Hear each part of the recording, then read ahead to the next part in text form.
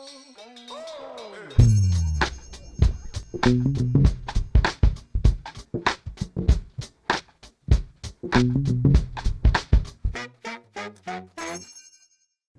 everyone. I hope you're ready for this final piece of the conversation that I got to have with Dave Marcinkowski over constant and never-ending improvement.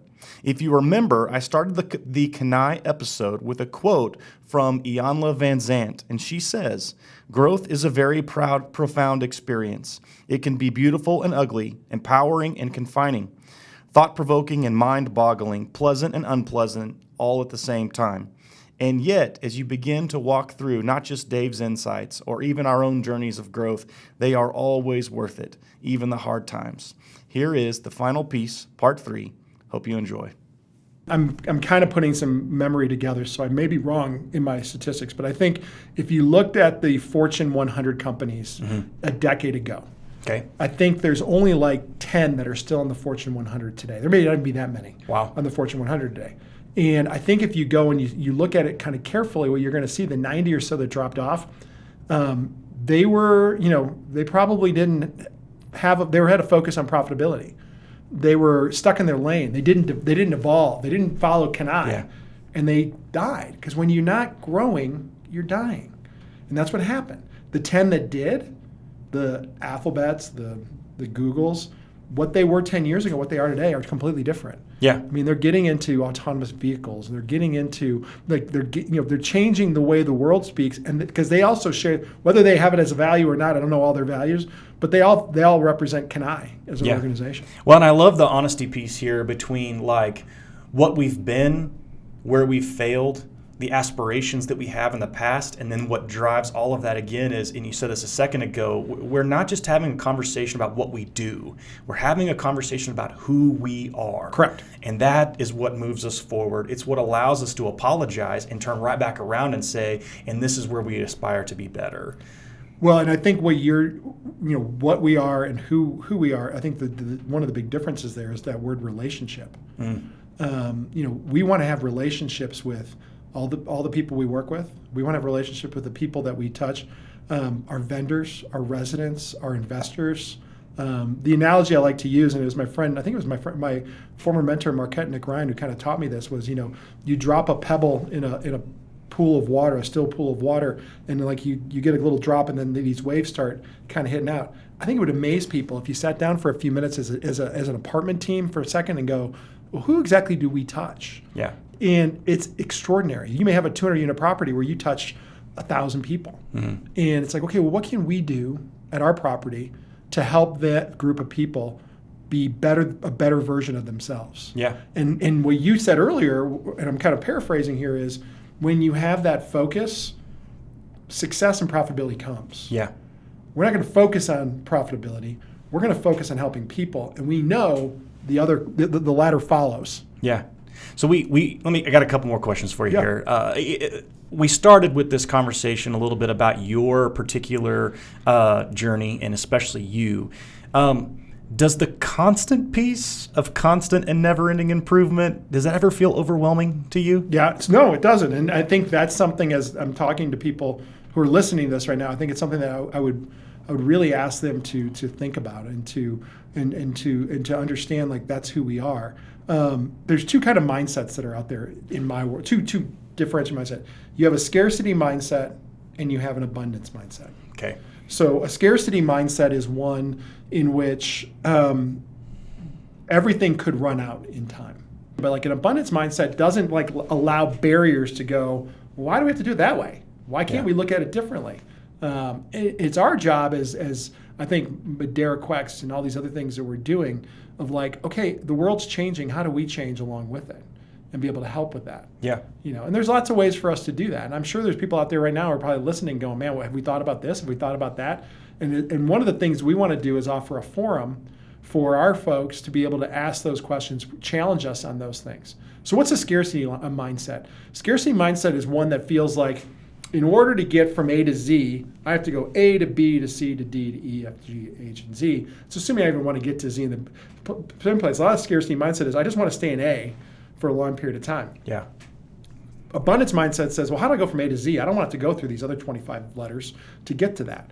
And so I got to aim way up here to get to that. And I may make some mistakes along the way. I may fail. And if you think about Quex, I'm telling, this is the Quex story, is we shot for Z. And along the ways, we had some setbacks. But guess what? We're almost to Z. In fact, in some cases, we are to Z. Well, and you do a couple of things here, and I want to pair this back with that social responsibility piece we talked about just a moment ago and what we're trying to do across our company, even for the C-class properties and things like that. You desire even for our residents to have an abundance perspective on life, Absolutely. Not a scarcity one. Could you talk about that for just a moment? Yeah. I mean, I think we want, like, we did it a little bit with Connect, and we're doing with IoT. We're bringing them resources to allow them to save money.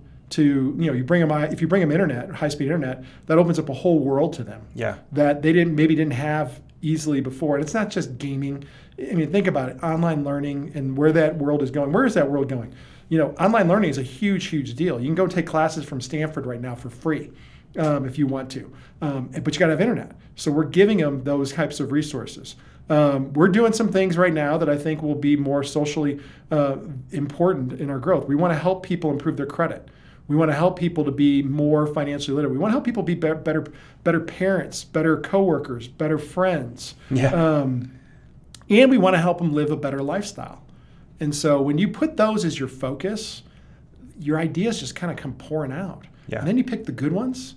You don't not do the other ones. You just put them on the list kind of further down. Say, okay, we can't do everything at once. I'd love to do everything at once. I can't do that. So we got to that's part of my evolution is getting to points like, okay, you got to pick the things you can do right now. Yeah. That being said, we're always going to be putting more on our plate than what people think we should. And that's just who we are. And it's worked out well for us. And the beauty of making mistakes is we would rather as an organization, and I want to emphasize this, our view of the world in our organization, you see it the most with Quacks, but in other things too, is let's go and do something about it. And if it makes a mistake, we'll iterate from it. We'll fix it and move along. Not try to have it all figured out and then do it. Yeah. That's a huge difference between scarcity and abundance. Yeah. Abundance is a belief that you're going to figure it out and make the necessary changes and move quickly through it. A scarcity is let's go and analyze the crud everything. Let's go and have it all figured out, and then let's try something. Let's go from A to B, test the crud out of it, implement it, and then let's start talking about C. Yeah. That ain't who we are. For our listeners, here's the last question for you, and then we'll let you go. What bit of encouragement would you give our people about seeing themselves as it's okay not just to fail, but it's okay to seek, and how you would encourage them to seek improvement, whether it is one of our team members who's working on a property in Houston, all the way up to something you might even say to one of our partners. What bit of encouragement would you pass along as we kind of finish here? Yeah, I think it's okay. Well, how does this affect me? How do I exemplify CANEI? And it's not the same for everybody. We're all at different places in our journey. For me, it's about maybe getting outside your comfort zone on something. Look, as a property team, I'd look around and go, okay, what have we kind of ignored? Or hope it goes away kind of thing. Maybe there's something wrong with a particular apartment unit. Maybe we're behind on something, work orders. It's and we've sold ourselves on this mindset that that's just how it is. Or we've tried everything. Or, somebody else has got to tell me what to do. That's not my role or something. What if instead today you kind of said, okay, what could we do about that? And then go and try it. And if it doesn't work, say, hey, it takes about 99 no's sometimes to get to a yes. You can at least say, hey, that's one no that didn't work out. I only got 98 more to go before I get to the yes. So go and start challenging doing some things to be able to identify those no's. And who knows? Maybe you'll end up getting a yes right off the bat. Yeah. And then it becomes contagious. Once you kind of get in this mindset, and once you can start to sell yourself in the fact that, hey, I'm not perfect. Nobody's perfect. There's only one perfect person in the history of the world. But we're not that. We're just trying to be a better version of ourselves today. So what can I do? So maybe it's going for a walk with your spouse. Maybe it's, going and playing ball with your kids. Maybe it's going to lunch with your team or sitting down with your team and saying, hey, what is it that we could do differently? What is it that's really held us back? Another thing I like to tell people about is nails in the foot. So where are your nails in your foot, and how can we pull those nails out? And it's a powerful process because As small as it may be, that first nail, you're going to go, whoa, wait a minute, that worked. So let's go look at the next nail.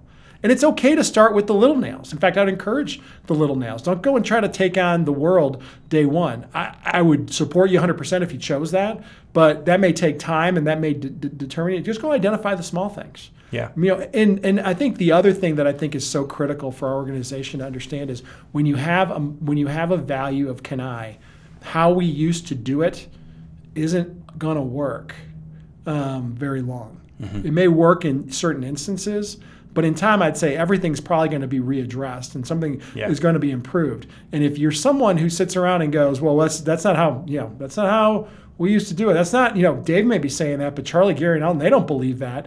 If you're one of those people who's using those kind of cons, you're going to have a hard time in our organization because we are moving forward down this path.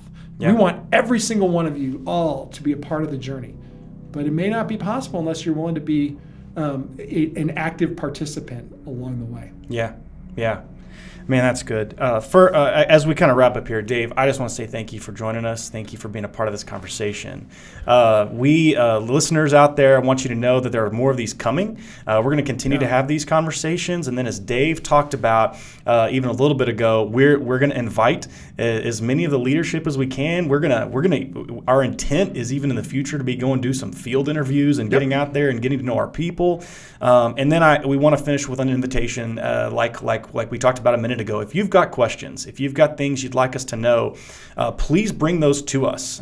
You can send that, and this is how we're going to do it. And we'll put it out like this. When we release this video, the link to this video, we will put my email at the very bottom of the page. And then if you have questions, you can email me, and I will make certain that these questions get to Dave and to the smarter types in the room who can enlighten us on all the things that are going there. Is there anything else, any last bit you'd like to throw out there? I'd say a couple things. One, we will welcome all questions. There are no bad questions. The other side of the coin is don't be afraid to challenge us. Yeah. It doesn't have to be a question. It can be like, hey, why did we do it this way? Or, we're doing X. Have you thought about doing something different? Or I don't believe that this is working the way you think it's going to work. You may not like the answer. We would love the question and the challenge. And I will tell you, we will thoughtfully answer those questions one way or another, whether that's in an email that kind of lists them out. We can do it anonymously if you want. Say, hey, I want this email to be anonymous. I don't feel comfortable putting my name to it. Or you can say, hey, I'm so-and-so, and this is my question. I want to know the answer to the question, and you're okay with it. But please, ask and challenge us along the way. The other thing is, I hope we do a lot of these. Well, I don't hope. We will do a lot of these. I will say, as you and I have talked about this, we do cherish people's time. We do understand that everybody's busy right now, and so we're going to try to keep these to 10, 15, 20-minute snippets. But, we're hoping to have probably one of these out every week. Yeah, definitely. Hey, thank you guys so much for listening to us. Thank you again, Dave, for being here. And we will have this out to you soon, and then we will just continue the journey of having, hopefully, deep discussion and a discerning nature about how we gather and look at the company and look at where we're going in the future. And so thank you guys again. Hope you have a great day. Thank you.